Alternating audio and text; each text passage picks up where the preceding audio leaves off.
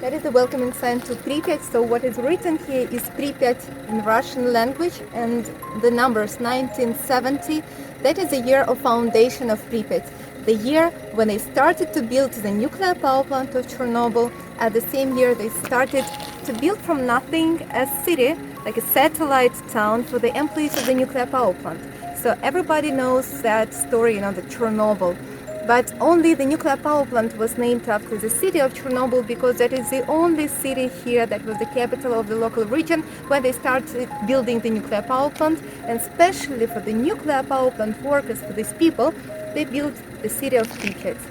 And the nickname of that city is Atomgrad, which means atomic city. It had to become the city of the future.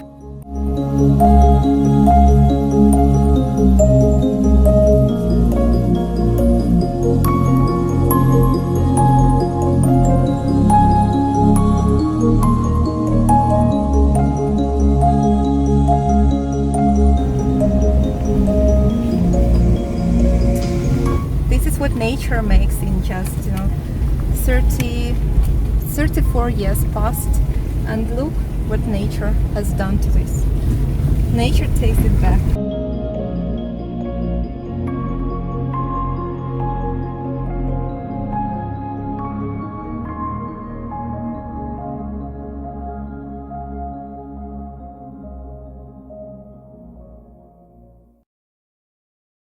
So that used to be a wide Prospect Avenue named after Kurchatov. But you see, this part of the road is completely overgrown, it's not in use. And that road is in use, that is why it's not that much overgrown. It's hard to believe, but these were two roads. One of them is overgrown. Let's go. They had only apartment blocks. So before Pripyat was built here, it was a small village, but that village was mostly demolished, and people from the village received apartments in the city of the future. Like, that is one of those buildings where people from the village received their apartments for free. In general, in the Soviet Union, you couldn't buy an apartment, but you would receive it from the government for free, but you had to wait some time. Here in Pripyat, the experts, people who were invited to live in Pripyat, they received their homes like right away.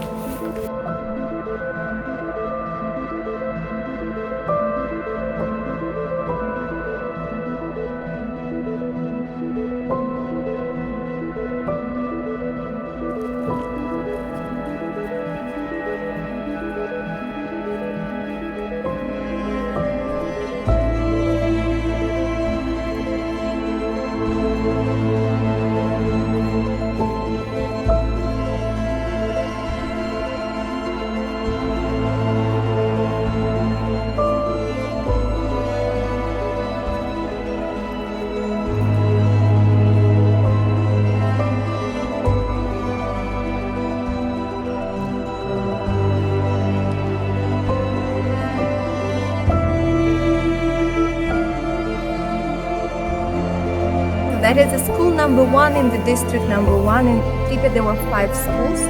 That is school number 1, belongs to the district number 1. Look, that is the main entrance, and you see the tree? It's growing just from the stairs of that building. Take a look how big it is now. Yeah, and now pay attention at this wall of the building. Well, it looks quite stable, right? Now let's take a look on the other side of the same part of the building.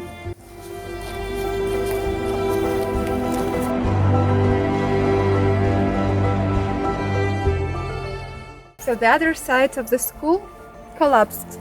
Yeah, so that is the reason why entering buildings everywhere in Pripyat in the exclusion zone is forbidden, because you know what, you never know really what is going to happen to any of those buildings.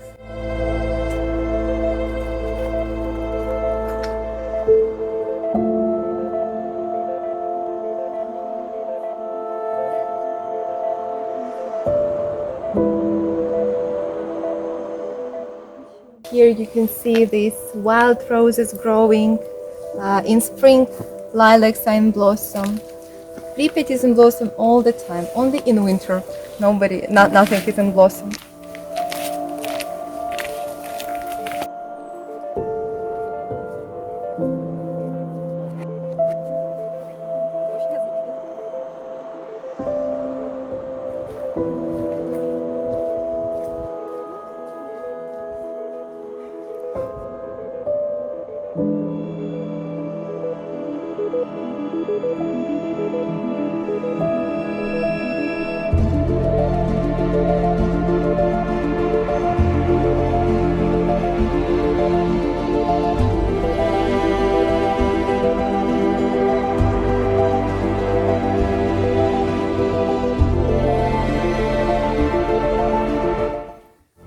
That was a very nice place. That is the river port and the restaurant, and here you can see the tables and benches. People could sit here with a beautiful view on the river of Pripyat, and Pripyat gave its name to the city of Pripyat. The day after the accident happened, local people didn't know about radiation in the air, so what many of them did, on a sunny Saturday day, it was April, it was plus 25 degrees in the air. People were coming here, they were sitting at the table, they were drinking lemonade, children were eating ice cream, and nobody knew about the danger in the air. Only on the next day, on Sunday, Pripyat was evacuated.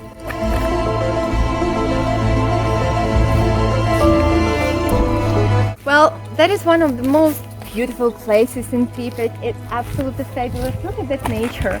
I mean, when you see it, you can understand why people liked it here.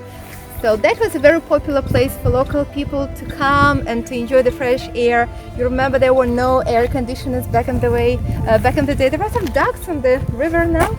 There are lots of fish here, but it's forbidden to go fishing, hunting, swimming. So they had plans to build another district here, more apartment blocks. Instead of new houses, there is a burial site now. So personal belongings of people who lived in Pripyat, basically they were collected from apartments and they were put over there, just buried into the soil. That rusty thing that you see, like a small boat, that is a jetty, like a floating platform. And it was coming here this way to take a passenger on the boat.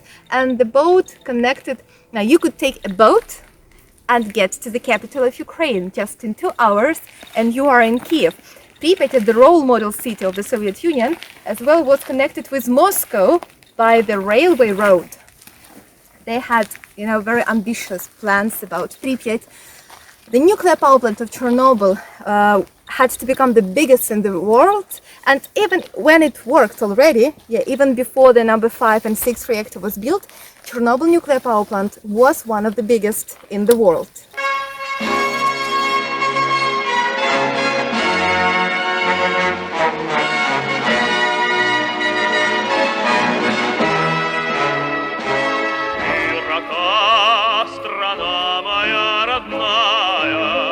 That building was the city council, the local administration building.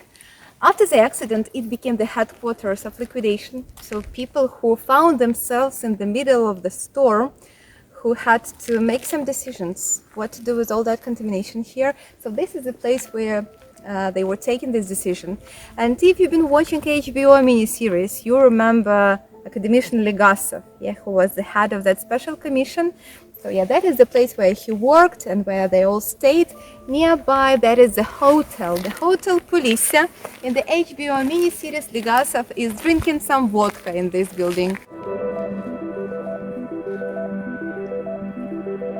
That is the Palace of Culture Energetic, which means energy man, because that industry was the main key in Pripyat.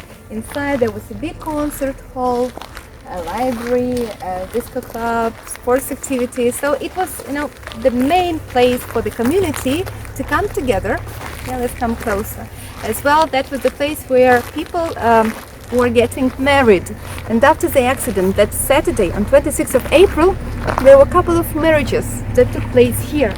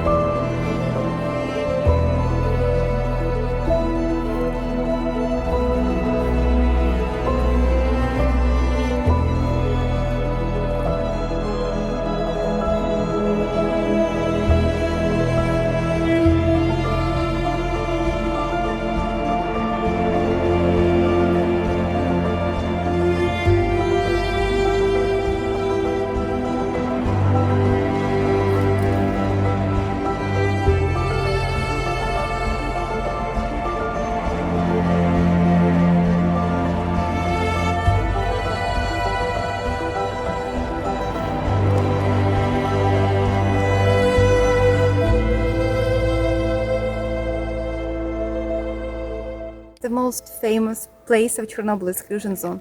What is so special about that? Well, that is a popular Instagram place, but that's not the main reason. It appeared in the game Stalker, but that's not the main reason. Well, that is another symbol of the broken hopes and expectations of the local people. That Ferris wheel had to be launched on the 1st of May 1986. But it was never launched because of the accidents that happened just a couple of days before. So children never took a ride. I mean, there were some technical tests here, but there was no official launch of the amusement park and of the Ferris wheel. So that's why it's so symbolical.